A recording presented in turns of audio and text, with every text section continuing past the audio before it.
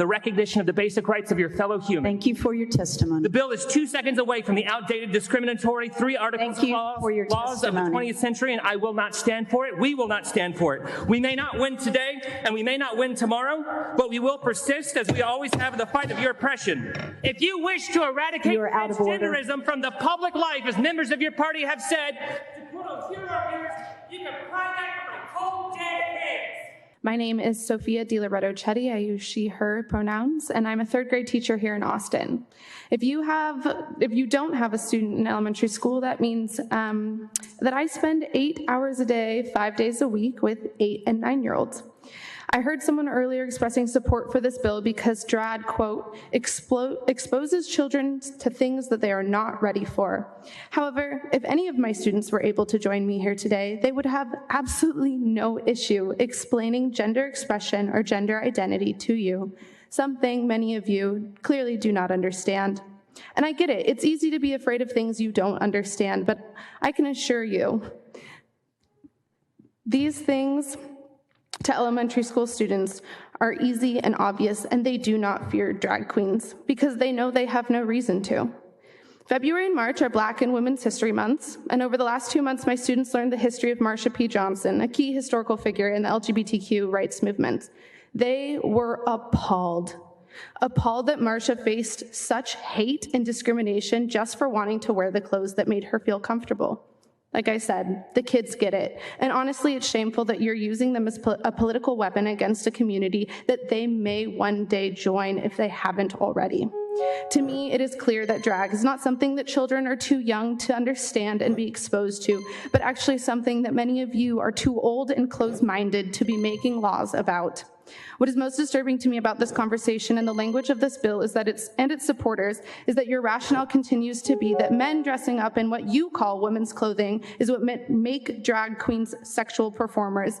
But by making this argument, you are outlining your underlying belief that women's bodies and women's clothes are inherently sexual. It is deeply disturbing to me that this rhetoric will continue to uphold dangerous ideas about women and girls that put our lives and our bodies at risk. It is that rhetoric, not drag shows, that put our children in danger of sexual predators. I urge you all to vote no on these bills and focus your energy and efforts on the issues that actually put children in danger, like not having enough counselors on the school campus. Thank you because the state continues to deny adequate funding to schools. Thank you for your testimony.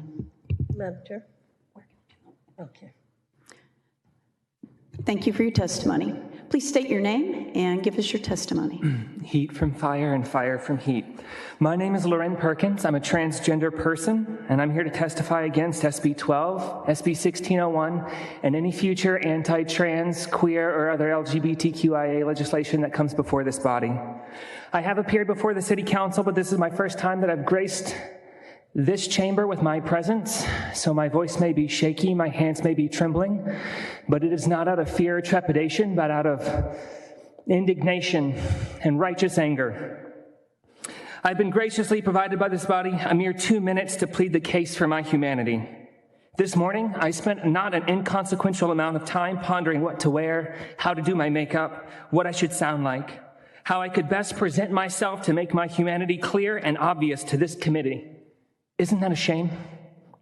In reality, it should be obvious that I'm deserving of the same rights and privileges afforded everyone else. By hiding your bigotry behind children like cowards, you will find yourself on the wrong side of history. By manipulating the words of an ancient text and shoehorning it into legislation aimed at an at-risk minority population, you liken yourselves to another group that gained popularity in Germany in the 1930s. If you have ever wondered what you would have done had you been a member of the so-called greatest generation, then simply look around to what you are doing in this moment.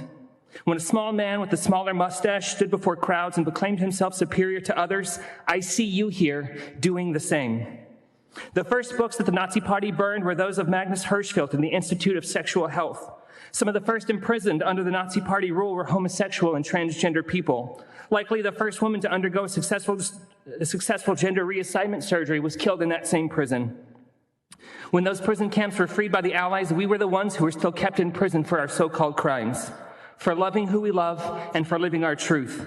We can see through this veneer of legislation and assess the intended target, the continued marginalization and othering of the LGBTQIA+ community. rhetoric intended to strike fear into the hearts of the people of this state. I will not sit here and debate your fascist ideology, as peddlers of intolerance deserve no such stage on a public forum. I will not appeal to the notions of tax base, of jobs, or business growth in this state. Thank you They are for your inconsequential of the recognition of the basic rights of your fellow human. Thank you for your testimony. The bill is 2 seconds away from the outdated, discriminatory, three articles Thank you laws for your of the testimony. 20th century, and I will not stand for it. We will not stand for it. We may not win today, and we may not win tomorrow, but we will persist, as we always have, in the fight of your oppression. If you wish to eradicate You are out of order. transgenderism from the public life, as members of your party have said, to quote a hero of yours, you can cry that